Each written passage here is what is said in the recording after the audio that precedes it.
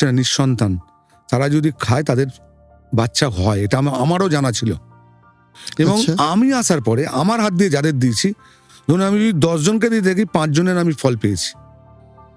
এরকম ঘটনা উলুবেড়িয়ার একজন সুরজিৎ ঘোষ বলে একজন আছে, তার এবং বনগার একজন, একসঙ্গে দুজন 2018 না 19, দুজনে আমি বসে আছি, তখন সবে পুজোর সামনাসামনি, এসে হাওয়াও করে কাঁদছে আমার সামনে, দুজন শাশুড়ি, যে মন্দিরে তখন ওই মন্দির ছিল আমাদের, এত বড় হয়নি তখন, ধর্মশালার মধ্যেই মন্দির ছিল। বললাম দেখুন আমি তো কিছু, মায়ের আপনি পুজোর সময় কলা, এই যে পান সুপুরি এগুলো দিন, আমরা হোমে দেবো, নিশ্চয়ই কোনো একটা কারণ কিছু তৈরি হয় ওই সময়, যে কলাটা এফেক্টিভ হয়ে যায়। দিল ঠিক একদম, সেই বাচ্চাটা দাদা এখনো প্রতি